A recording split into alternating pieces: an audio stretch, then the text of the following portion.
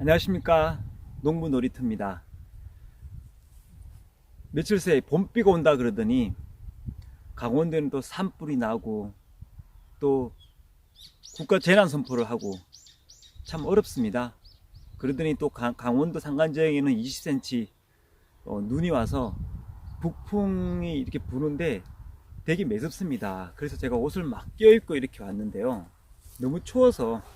근데 강원도에 계시는 분들은 동해를 입을 우려가 있으니까 복숭 재배, 자두 재배, 모든 과수 관리가 매우 어려운 리스크를 많이 담고 있습니다.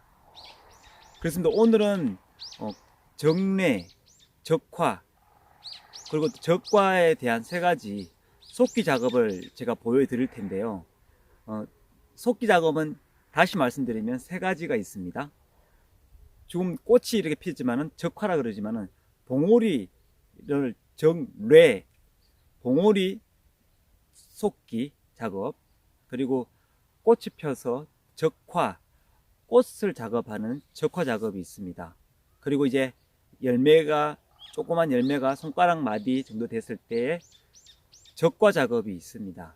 그리고 3단계가 있는데 정례, 적화, 요 2단계, 그리고 적과도 마찬가지지만은 품종별로 따라서 적과를 해야 되고 적화, 정례도 해야 합니다. 무작정 하는 것이 아니고요, 품종이 어떤 품종인가에 따라서 이렇게 속기 작업을 해야 될 텐데요. 그리고 가지가 분지 각도가 어디에 있느냐, 열매가 높이 치솟을 때는 어디 달아야 되고, 또 중간에 대했을 때 어디 달아야 되고, 아래를 쳐졌을 때는 어디에 달아야 되는지에 대한 부분을 말씀드려야 되는데요, 세세하게 계절별로 또 시기별로 말씀드릴 텐데 오늘은 전체적으로 한번 설명드릴까 합니다. 하나씩 짚어 가도록 하겠습니다. 네, 시골에서는 이 복숭아 꽃이 신선같이 신선 노름하듯이 너무 이쁘게 폈죠. 참 아쉬운 부분이 있습니다. 이 꽃이 너무 많이 피면은 일손이 많이 늘어나고, 도시민들은 이 복숭아 꽃이 너무 아름다워서 사진 촬영하지만은 우리는 일손이 그만큼 더 많이 늘어납니다. 왜냐면은 꽃봉오리에 속기 작업도 해야 되고, 꽃 속기 작업도 해야 되고, 또 알맹이 열매 맺었을 때 열매 작업도 해야 됩니다. 그래서 어려운 부분이 있습니다. 그래서 너무 아름답다기보다는 일손이 부족한 이 농촌에서 이 현실을, 리스크를 어떻게 대안을 만들 것인지 대한 연구도 계속 해야 될 겁니다. 적화 정례는 더더욱 중요한 부분은 뭐냐면은 이 나무가 꽃가루가 많은지 적은지 여부를 우선 알아야 됩니다. 사전에 조생종, 중생종, 만생종일 때의 꽃적화 방법도 알아야 되고요. 무턱대고 꽃적화 하는 게 우선은 아닙니다. 지금 제가 보여주고 있는 이 나무는요, 중생종인데 꽃가루가 많지 않아요. 그래서 적화 정리하기가 좀 까다롭습니다. 왜냐면은 지금 꽃이 펴서 벌들이, 인근에 아는 형님이 벌을 치니까 꽃가루의 화분은 수정이 될 거라고 생각하지만은 그걸 믿고 있을 수는 없습니다. 그래서 정례, 꽃봉오리 적화, 적화, 꽃적과를 하기가 매우 어렵다는 거, 까다롭다는 거예요. 왜냐면 확률 게임이니까 모든 거는요. 그래서 여기에 있는 이 중생종, 청중 백도 같은 경우에는 꽃가루가 많지 않고요, 또 경봉, 오도롭게 같은 경우는 꽃가루가 화분수가 많지가 않습니다. 그래서 적화 정례할 때는 매우 주의해서 하시기 바랍니다. 왜냐하면 열매의 수정이 안 될 수가 있습니다. 주의하시기 부탁드리겠습니다. 무조건 적화, 정례, 남이 한다고 따라할 게 아닙니다. 수정이 됐는지 여부를 매우 긴밀하게 봐야 합니다. 그거는 1차적인 순서고, 내 품종이 무슨 품종인지, 어떤 시기에 나오는 품종인지를 알아야 되는 게 첫 번째입니다. 자, 이제는요, 이렇게 각도별로 되어 있는 걸 한번 보도록 하겠습니다. 적화와 정례는 각도에 따라서 어디에 꽃을 놔두고 어디 봉우리에 놔둬야 될지를 알아야 됩니다. 적화, 앞서서 정례도 마찬가지지만은 모든 나무의 과수로 열매로 번식을 하는 나무들의 대부분은 꽃을 필 때가 굉장히 힘들어합니다. 그래서 꽃적과를 하고 정례를 하는데요. 왜냐하면 과수를 굵게 하는 우리나라의 이상한 유통의 메커니즘이 그렇게 만들었죠. 과일의 당도를 최대한 살려야 하는데 굵게 다는 것을 원하는 이 유통구조가 문제라고 보는 거죠. 맛있게 만들어는 맛있게 될 수 있도록 단맛이 많이 나게 할 수 있는 그런 재배 방법이 많이 이루어져야 되는데 좀 아쉬운 부분이 없지 않아 있습니다. 가지를 보시면은 이렇게 위에 치솟은 가지가 있고, 그리고 척지가 처진 가지가 있고, 많이 처진 가지가 있습니다. 각도가 매우 치솟을 때는 어디에 달았냐면은 위를 많이 달아야 됩니다. 위를 달아서 이렇게 처지게 만들게 하는 방법이 중요합니다. 또 주안점을 줘야 되겠냐면은 이 가지가 주지가 원점 가지가 계속 이어가야 할 가지에는 열매를 매달면 안 됩니다. 각도가 처지면은 여기에서 도당지가 다시 새로운 도당지가 이렇게 쏟아날 거예요. 여기 잎눈이 있죠?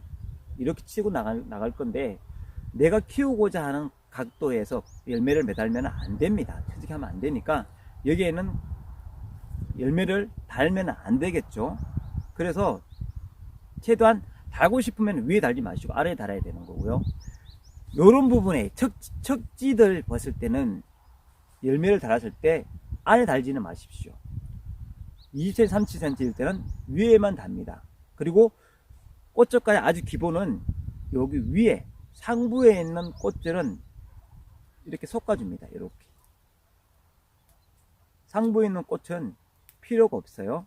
왜냐하면 과일이 달리면은 사과라든지 다른 과일에 비해서 과일 꼭지가 매우 약해요. 짧고. 그래서 위에 달린다 해서 이렇게 잘 떨어집니다. 그래서 복숭아는 단초 전착하면 제일 중요한데요. 제일 중요한데 요 끝에 걸어서 이렇게 처지게 만들어 줘야 됩니다. 그래서 밑에 달아야 의미가 없겠죠. 이런 꽃은 다 따주시고, 예를 들면은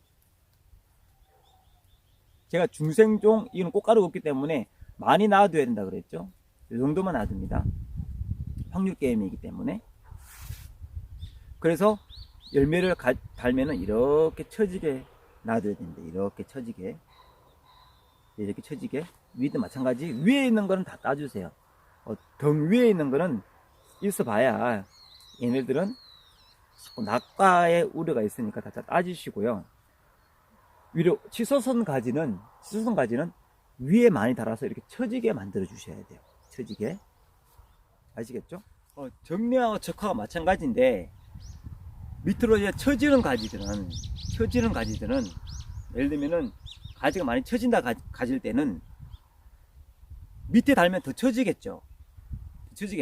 그래서 요 부분에 척지에서 가까이 있는 가지를 놔두고 끝에 있는 가지들은 다 따주세요. 이런 식으로 위에 있는 가지 다 따주시고요.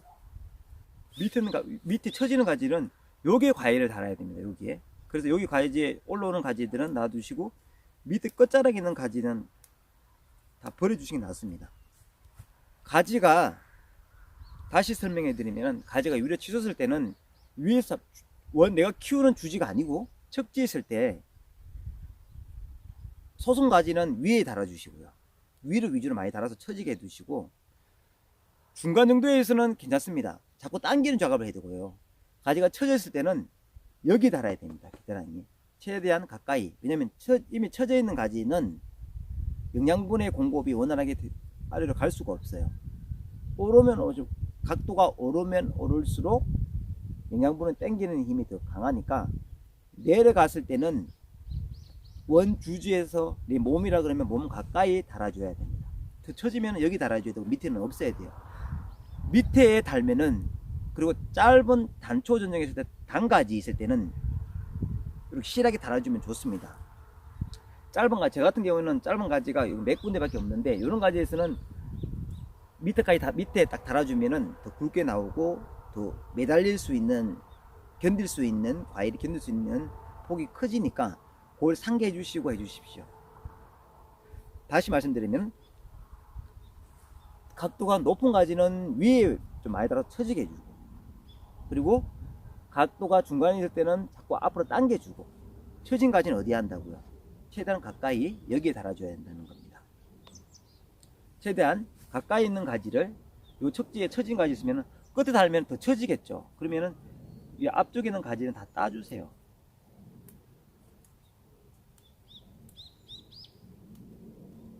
그 처질 거니까. 잎은 따면 안 됩니다. 열매만 따야 됩니다. 아니, 꽃만 따야 됩니다.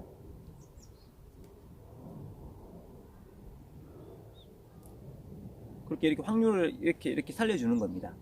그리고 제가 말씀드렸다시피 꽃가루가 많지 않은 품종은 적화 정례는 조금 보류해 주세요.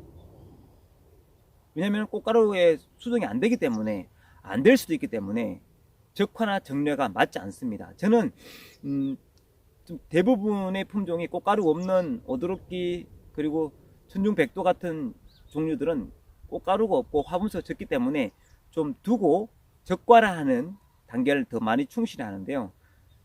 적화, 나무에 힘들어할 때 꽃적화하는 건 매우 중요합니다만은 정례 적화는 무조건 하는 게 아니다.